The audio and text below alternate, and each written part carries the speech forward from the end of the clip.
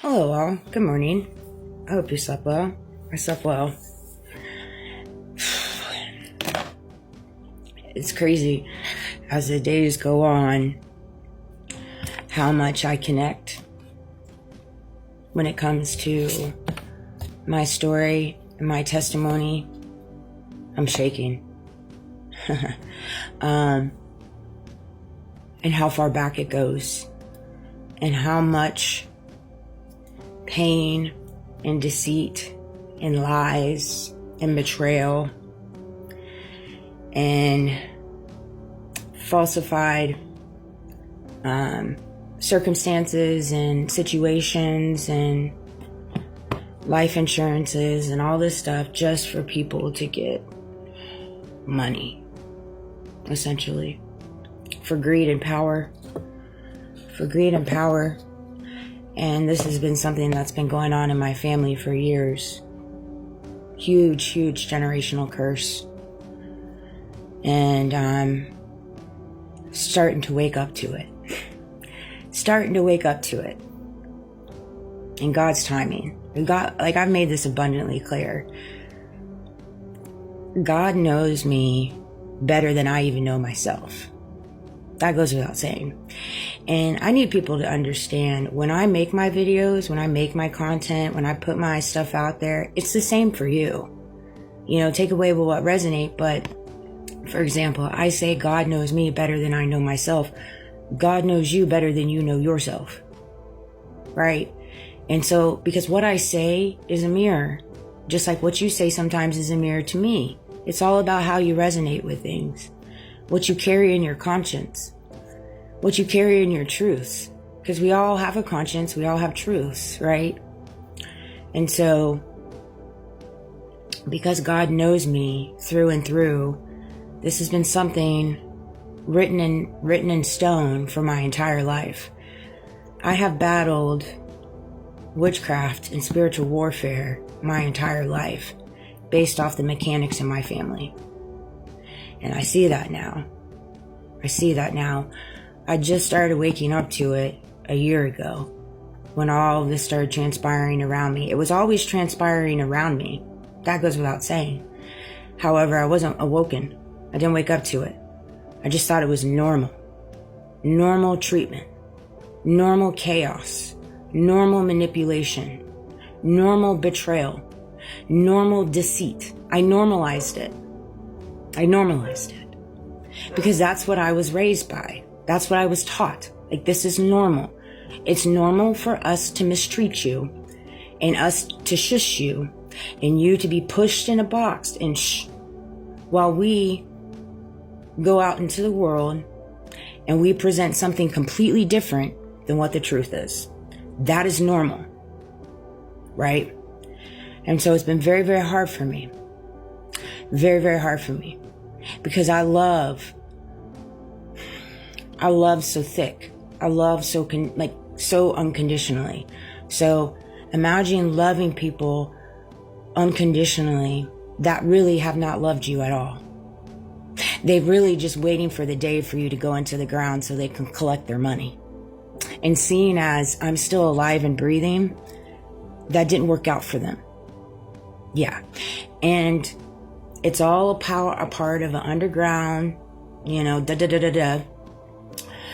There is religious groups involved, That's where my company comes into play, the one that I worked at.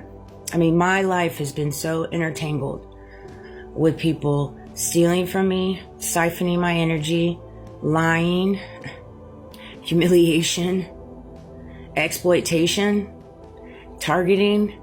It's crazy. And I know it freaks people out. It freaks me out, because I'm like, damn, excuse my French, but I am still here. The amount of stuff that has been done to me. I mean, I'm only here because of God. I am, right? And here's the thing. So here's some nuggets that came. All right. Their biggest weapon to try to get me down is to come between me and my relationship with God, the divine, the most high, source, the universe, right? That's their biggest weapon. Like, and I say this for me, but it goes for everybody. Like, okay, they create a conformity. They create a social conditioning. They create a lifestyle where in return, the average person, the average Joe, middle class, poverty, even upper class in different ways, you get to the point where you start questioning God, because you're like, why is all this happening to me, God? Why is my life so hard, God? Why am I going through all this, God? Why are these people passing away that I love so much and so dearly? Why are you doing this? And see, the thing is they, them, create these illusions to get you to question God. And a lot of the times people do. And that's where they pull away from their connection with God, right? And see, for me, that just wasn't an option. That just wasn't an option, because God is my only source when it comes to living, breathing, will, resilience, fortitude, perseverance, strength, wisdom. Like, it all runs alongside God, and we're interconnected. Pulling me away from God wasn't an option. Didn't matter how many stones or bricks or knives or anything you throw in my back. It still wasn't going to sever the tie that I carry between God, because I have truly seen God in action every single day. I see God in the presence of him inside of me, not only inside of me, but around me. I know God is real. I know God is real. Nobody can tell me otherwise. I truly see my aunt, or my aunt, my uncle, and my grandpa and my grandma. I see them flying with me, protecting me, because they know the seeds that my family has sown for generations. They know. They're in heaven looking down, disgusted. And all my family entangled in it absolutely knows it. And so do I, you know? And those are things that they have to live with. Those are things that they have to live with. That's when your conscience comes in. You can't run from those things, you know? It's crazy to say some of these things. It's really hard, guys.